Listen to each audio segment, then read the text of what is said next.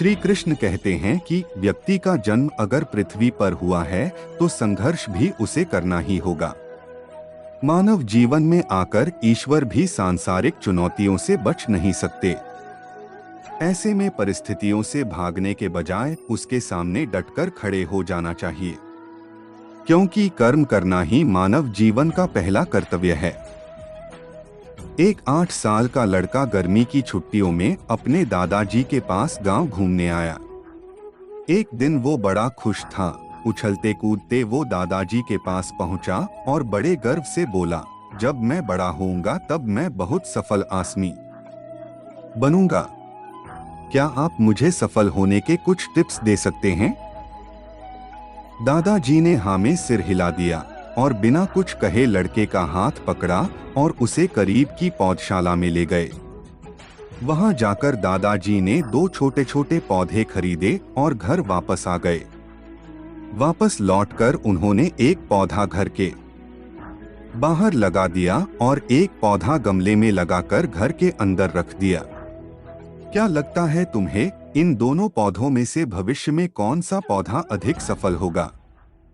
दादाजी ने लड़के से पूछा। लड़का कुछ क्षणों तक सोचता रहा और फिर बोला, घर के अंदर वाला पौधा ज्यादा सफल होगा, क्योंकि वो हर एक खतरे से सुरक्षित है, जबकि बाहर वाले पौधे को तेज धूप, आंधी, पानी और जानवरों से भी खतरा है। दादाजी बोले, चलो देखते हैं आगे क्या होता है। और वह अखबार उठाकर पढ़ने लगे। कुछ दिन बाद छुट्टियां खत्म हो गईं और वो लड़का वापस शहर चला गया। इस बीच दादाजी दोनों पौधों पर बराबर ध्यान देते रहे और समय बीतता गया। 3 से 4 साल बाद एक बार फिर वो अपने पेरेंट्स के साथ गांव घूमने आया और अपने दादाजी को देखते ही बोला, दादाजी, पिछली बार मैं आपसे सक्सेसफुल होने के कुछ टिप्स मांगे थे, पर आपने तो कुछ बताया ही नहीं, पर इस बार आपको जरूर कुछ बताना होगा। दादाजी मुस्कुराए और लड़के को उस जगह ले गए जहां उन्होंने गमले में पौधा लगाया था। अब वह पौधा एक खूबसूरत पेड़ में बदल चुका था। लड़का बोला, देखा दादाजी, मैंने कहा था न कि ये वाला पौधा ज्यादा सफल होगा। अरे पहले बाहर वाले पौधे का हाल भी तो देख लो। और ये कहते हुए दादाजी लड़के को बाहर ले गए। बाहर एक विशाल वृक्ष गर्व से खड़ा था। उसकी शाखाएं दूर तक फैली थीं और उसकी छांव में खड़े राहगीर आराम से बातें कर रहे थे।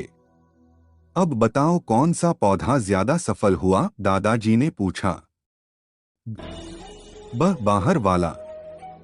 लेकिन ये कैसे संभव है? बाहर तो उसे न जाने कितने खतरों का सामना करना पड़ा होगा। फिर भी लड़का आश्चर्य से बोला।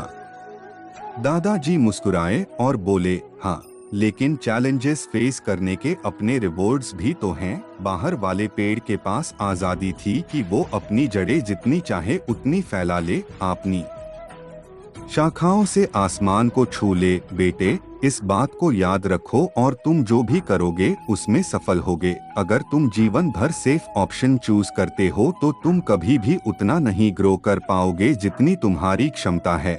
लेकिन अगर तुम तमाम खतरों के बावजूद इस दुनिया का सामना करने के लिए तैयार रहते हो तो तुम्हारे लिए कोई भी लक्ष्य हासिल करना असंभव नहीं है।